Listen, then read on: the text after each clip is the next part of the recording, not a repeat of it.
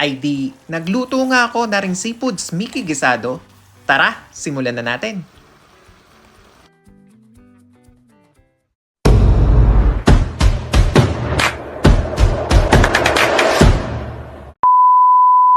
Ay ano ka mga tropa, kamusta ka kayo? Ako si Andy, breadwinner at 8 taon ng caregiver dito sa bansang Israel.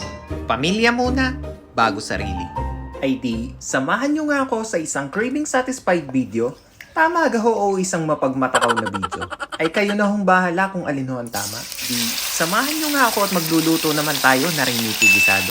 Seafoods naman ang ginamit ko din para medyo kakaiba naman.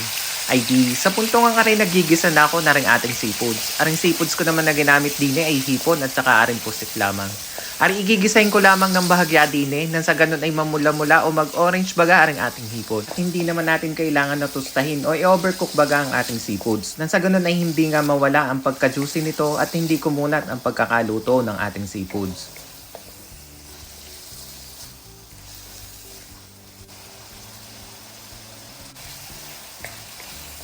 Ay di, makalipas nga lamang ang ilang minuto ng paggigisa natin o pagsasangkot siya ng ating seafoods, iseset aside ko muna ito at ilalagay ko sa isang plato.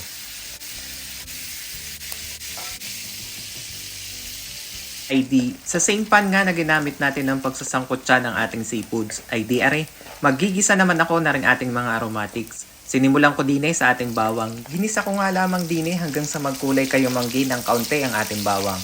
At maya-maya naman ay sinunod ko na rin nga ang ating sibuyas. Gigisahin ko din lamang aridine ng bahagya hanggang sa malayanan ng tuluyan ang ating sibuyas.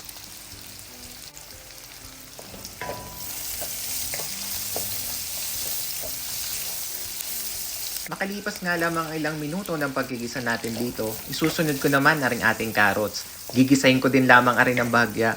Hahaluin ng papagayon at papagarne hanggang sa magisa ng kaunti. At maya-maya naman ay susunod ko na rin ang ating Knorr cubes. Hipo naman ang nilagay ko din na flavor ng ating Knorr cubes. Gigisahin ko din lamang arin ng kaunti. At arin na magbibigay ng kaunting linamnam o mag-i-enhance pa ng lasa ng ating seafoods Mickey Gisado. Ay di, maya-maya naman ay susunod ko na nga aring toyo. Binuhos ko na ng kaunti ng papagayon at papagarne. Gigisahin ko din lamang ito ng kaunti o bahagya din. At maya-maya naman ay susunod ko na nga aring tubig. Bubuhos ko lamang ari din ng papagayon at papagarne. At hahayaan ko nga lamang aring kumulo din ng kaunti. Ay di, nagdagdag pa nga ako din ng kaunting paminta. Tapos ay maya-maya naman ay titimusan ko ng kaunti o bahagya. Nang sa ganun ay ma-adjust ko pa ang lasa nito kung kulang man sa kaunting alat. Ay di, nung tama na nga sa aking panlasa, nilagay ko na ring chicharo at saka yung Baguio beans. At ibinuhos ko na rin nga aring bell pepper. Ang ginamit ko nga pala din ng bell pepper ay red at saka aring green. Nang sa ganun ay may kaunting kulay naman ng ating Mickey Gisado.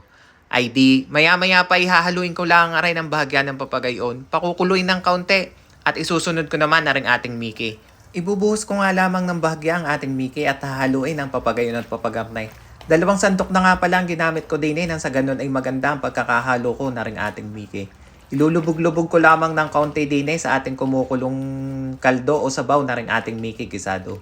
Di, hahaluin ko nga lamang aray ng papagayon at papagarne hanggang sa maiga ng kaunti o masipsip na ng ating Mickey ang ating kaldo o sabaw na rin ating Mickey Gisado. Ay di, ipagpapatuloy ko nga lamang ang paghahalo din ng papagayon at papagarne.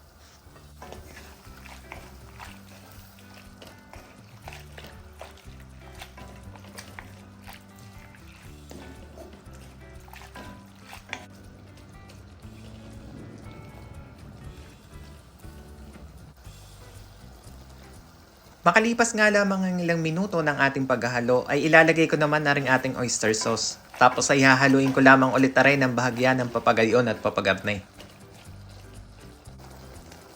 Tapos ay susunod ko na nga ang ating sinangkotsyang seafoods kanina. At maya-maya naman ay susunod ko na rin nga ang ating pinakahuling gulay at napakadali lamang na lutuin ang ating repolyo. Hahaluin ko nga lamang aray ng bahagya ng papagayon at papagarne nang sa ganun ay hindi naman mawala ang pagkalutong ng ating repolyo. Ay di, para naman nga sa mga magtatanong ng full recipe ng ating seafoods Mickey Gisado, ay huwag niyong kakalimutang bisitahin yun dun sa may baba sa may description below at makikita nyo na ang mga sangkap na pinagagamit ko dito sa ating seafoods Mickey Gisado. Di, makalipas nga lamang ang ilang minuto, ay di are, ready to serve na ang ating Mickey Gisado.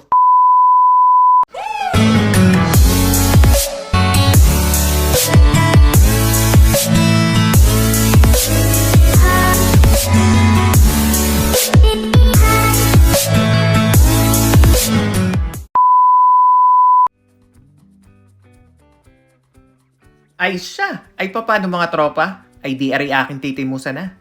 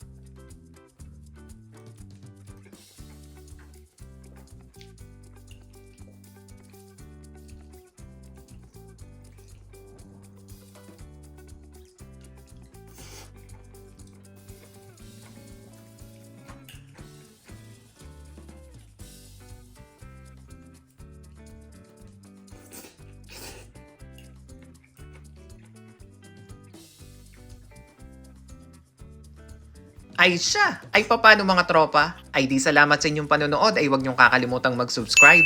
At nang tayo dumami na. Ay siya! Diyan na muna kayo.